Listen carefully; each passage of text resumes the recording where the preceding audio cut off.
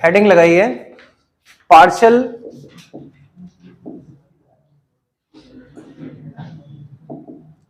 Fraction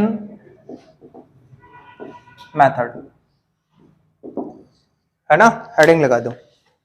अब partial fraction method क्या होता है? इंटीग्रेशन में अलग अलग पैटर्न्स हैं, उसमें से पार्शियल फ्रैक्शन भी एक तरह का पैटर्न है। पैटर्न मतलब क्या? आपको इंटीग्रेशन में ये 3-4 चीजें अलग अलग जगह दिखे तो आपको ये चेक करना है। पहला, अगर आपको x प्लस ए, x प्लस बी या प्लस माइनस कुछ भी आ सकता है, ये पैटर्न दिखे। अगर आप लोगों को x प्लस ए का होल स्क्वायर और x माइनस बी दिखे, भाई एक तो लीनियर हो सकते हैं, एक होल स्क्वायर हो सकता है, एक सिंगल लीनियर हो सकता है। तीसरा, सिंगल क्वाड्रेटिक दिख जाए। सिंगल क्वाड्रेटिक में और होल स्क्वायर में फर्क समझ में ही आ रहा है आपको? और यह भी हो सकता है कि दोनों तरफ क्या आ जाए, क्वाड्रेटिक आ जाए। प्लस माइनस से परेशान मत होइएगा, प्लस माइनस कुछ भी आ सकता है। समझ में आया? तो ऐसी अच्छा, ऊपर 1 होना जरूरी नहीं है, आप ऊपर px प्लस क्यू कुछ भी लिख सकते हैं, जैसे 4x प्लस 3 आ सकता है, 4x आ सकता है, कोई डिजिट आ सकता है।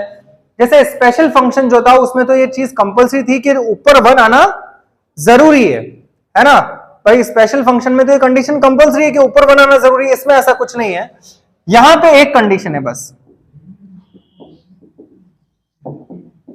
कंडीशन क्या है कि मतलब ये आपको बहुत अच्छे से ध्यान देना है इस बात पे कि डिग्री ऑफ न्यूमरेटर या degree of denominator should be greater than degree of numerator. सही है साहिल? क्या बोला बताना मैंने? वो तो पास वाले ने बोला, वो आप रिपीट कर रहे हैं। हाँ, डिग्री ऑफ डिनोमिनेटर, नीचे की डिग्री ऊपर की डिग्री से हमेशा ज्यादा होनी चाहिए। आप चेक कर लीजिए, यहां पे डिग्री मतलब हाईएस्ट पावर, ये कितनी है? 2 है, ऊपर 1 है। अगर ऐसा नहीं है एल्स, तो अप्लाई लॉन्ग डिवीजन मेथड। तो आपको क्या करना है? लॉन्ग डिवीजन मेथड अप्लाई कर देना है। बताइए, समझ में आया क्या? पक्का? तो अब अगर ऐसी ऐसी सिचुएशंस आपके सामने आ रही है तो आप क्या करेंगे? सबसे पहले ये दोनों लीनियर है तो आप क्या करेंगे? a upon x plus minus a और b upon x plus minus b लिख देंगे। ये बेसिक्स चल रहे हैं ना अभी, मैं सिर्फ आपको बेसिक्स बता रहा हूं। अगर ऐसा आ जाए तो आपको ये करना है। अगर होल स्क्वायर आ जाए तो आप a upon x plus a whole square वाला है ना, उसको एज इट इज लिख दीजिए पहले, फिर उसको वापस से लिखिए। होल स्क्वायर है ना, तो आपको उसको 2 बार लिखना है। एक बार आप x प्लस ए के साथ, फिर वापस उस x प्लस ए के होल स्क्वायर के साथ लिखेंगे। अच्छा, ये लीनियर है तो लीनियर को क्या लिखेंगे? c upon x minus. Correct? Linear को हमेशा सिंगल वेरिएबल के साथ में, होल स्क्वायर हो तो सिंगल के साथ ही लिखेंगे, लेकिन 2 बार लिखा जाएगा।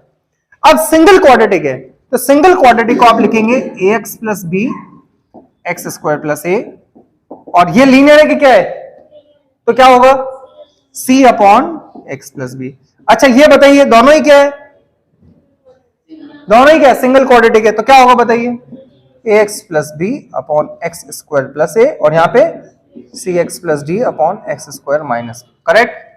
ये कहने का मतलब है इंटीग्रेशन में आपको जब जब ये दिखे तब तब आपको यह पैटर्न लिख देना है। इसके बाद में एलसीएम लेते हैं, हाइड एंड सीक मेथड लगाते हैं। तो इसका एक क्वेश्चन मैं भी आपको करके बता रहा हूं। जैसे कि मान लीजिए 1 अपॉन एक्स प्लस 1 और x प्लस 2 है और आपको इसका इंटीग्रेशन करना है, तो ऑब्वियस बात है इसको आप लोग ज्यादा से ज्यादा मल्टीप्लाई कर सकते हैं और इसमें परफेक्ट स्क्वायर मेथड भी लगा सकते हैं। लेकिन अगर इसी क्वेश्चन को हाइड एंड सीक मेथड से करना है, प्रॉब्लम है कुछ?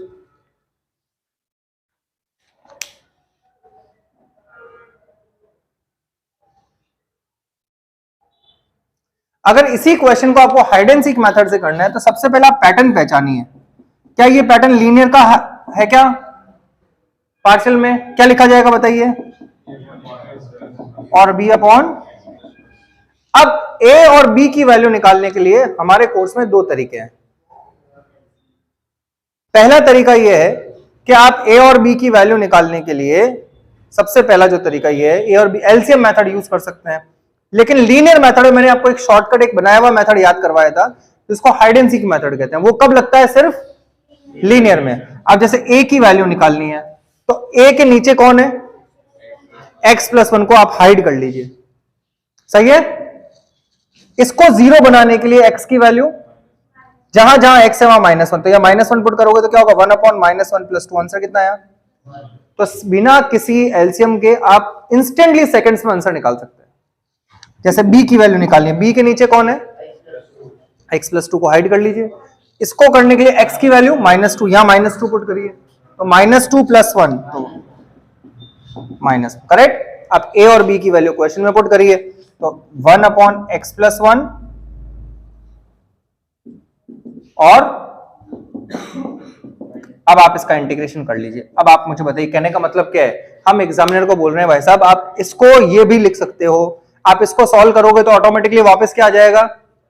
पर क्या हम लोग इतने हाइपोथेटिकली सोच सकते हैं कि ए और बी को मैं क्या रखूं कि सॉल्व होने के बाद में 5 मिनट बाद ही आ जाएगा। तो उसको सॉल्व करने के लिए हाइड एंड सीक मेथड हमें पढ़ना पड़ता है। तो 1/x+1 कितना होगा और 1/x+2, फुल आंसर आ गया क्या। आप log a minus log b की आइडेंटिटी लगा के इसको log a/b यानी x+1/x+2 भी लिख सकते हैं। ये फाइनल आंसर है। क्लियर। इसके आगे कहानी बाद में सुनाई जाएगी। जाइए।